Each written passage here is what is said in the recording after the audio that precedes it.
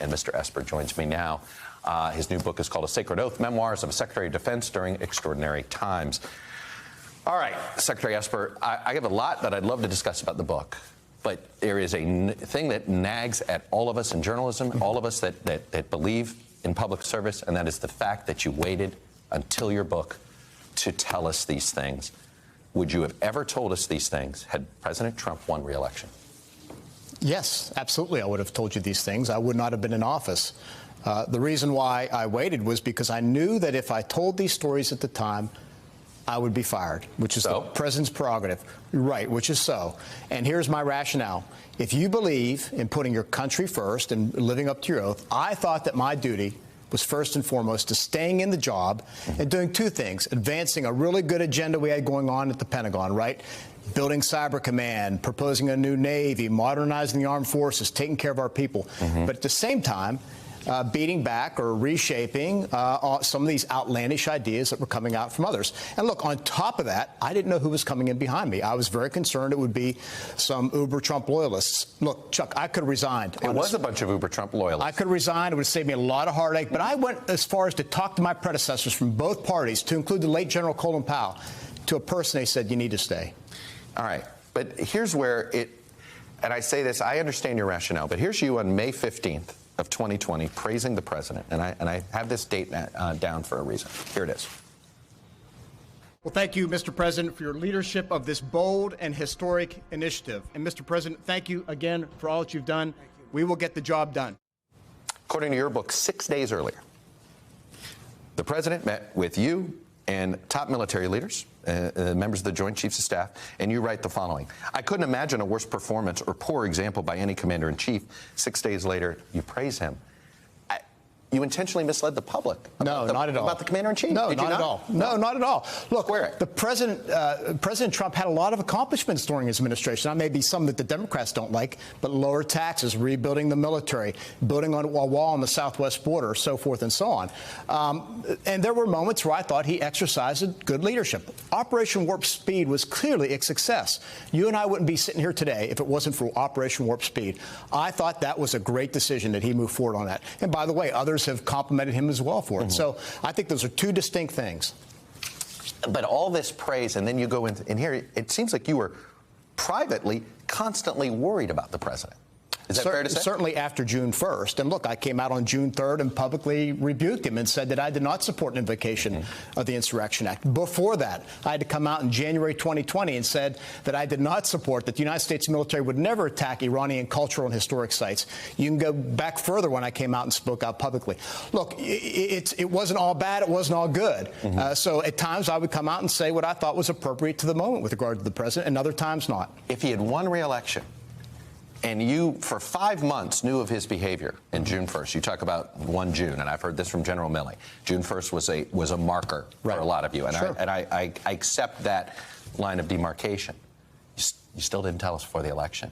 Do you at all have any regrets about that? No, I feel better today about it because I wrestled with this decision at the time. And look, like you, I was also watching the polls.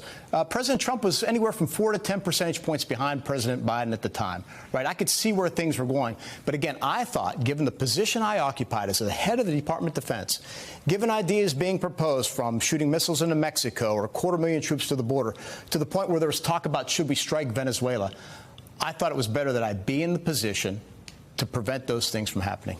Did you not trust the Joint Chiefs? I mean, General Milley had said he was not going to execute an illegal order. But this is what you have to understand about the Pentagon. General Milley has no authority. He's an advisor. The authority runs from the president to the Secretary of Defense to the combatant commanders. That's the chain of command. And look, Milley did a great job trying to explain this to people, but he's not in the chain of command, Chuck. And that's why that position matters so much. Does Donald Trump have the temperament to be president? No. When did you know this? When did it become clear to you that this man is not? Look, I think crystal clear to me on June 1st, right? That's the most I'd ever seen him upset the way he was, yelling, walking around, ranting about the issue, what was happening in Washington, D.C. That became the pivotal moment for me. That's what resulted in, General Milley and I coming up with the so-called 4 no's. Tell us about the 4 no's. I mean, you went through it, but I think it's important that you had these. But the fact that you had them, Again, I'm trying to square. Why didn't you warn the country sooner? So as I write about in the book, there's this time after impeachment in January 2020 when it seems we moved to a new level, if you will. The White House brings in fresh troops, I say, more loyalists, and we start seeing more of these outlandish ideas about troops to the border, striking Mexico, so forth and so on. And what firms up into the foreknowns becomes this notion of we can't allow no strategic retreats, no unnecessary wars, no misuse of the military, and no politicization of DOD. And that became for me the marker by which I would guide myself. And look, I struggle with this. Like I said, I consulted with folks many times. I talked to my wife. She said famously, if you will, hey, look, as your wife, please quit. As an American, please stay. This is not an easy decision for me, Chuck. When you saw him do what he did with Ukraine, hold aid hostage, which of course now looks even worse in hindsight, was that not a moment before June 1st that you thought, boy, he does not understand the job? Well, let's expand the lens. He also deserves credit for approving the sale of lethal weapons to Ukraine. Nobody else had done that, right, to include the Javelins. He also supported the continued training of the Ukrainians by the United States in western Ukraine. I was there. I visited the site. So, yes, I think that was a mistake. It should not have been held up. John Bolton, Mike Pompeo, and others pressed him on that. But, look, in the end of the day, I said it then, I'll say it now, I don't think it made a material difference with regard to what's happening today in Ukraine. When you saw what happened on January 6th, yeah. I'm guessing, number one, you were glad you weren't in your job. Is that fair to say? Or did you suddenly get nervous that you weren't there? Well, you always think that if you were there, you might have handled things differently. But who knows? It doesn't matter now. I was out of office for two months. I got fired a week afterward. And, I did my duty as I saw it. Post-election, did you see January 6th coming? Did you have a feeling that he was going to start to play these games? Look, I write about this in the book, and keep in mind, some people say you waited 2 years. I finished this book 4 months after I left office, and I wrote at the time that I thought that he would contest it in certain states. He wouldn't be the first president to contest an election in certain states, and then it would all fade away. He'd reconcile with himself. But I didn't see. I don't think many people did see January 6th coming. And it was a tragic, horrible event. I write about that as well. Right. I guess I keep coming back to the fact that it does seem as if you saw the potential of his irrational behavior. And suddenly it came to fruition on what he did in and around January 6th.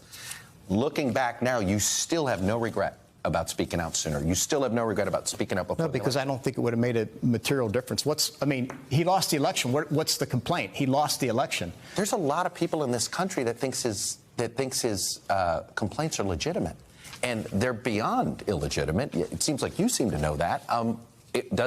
Wouldn't more people know the truth about him if you'd spoken out? No, that didn't change the election. What was to me, what was key was getting to the election without political interference involving DOD. That was just one piece. I talk about this about the final days. I'm concerned about would troops somehow be employed the day after the election. So, look, me coming out would not have changed the election. It would have left DOD leaderless at a critical time in our nation. We're fighting COVID. We got troops possibly in the streets.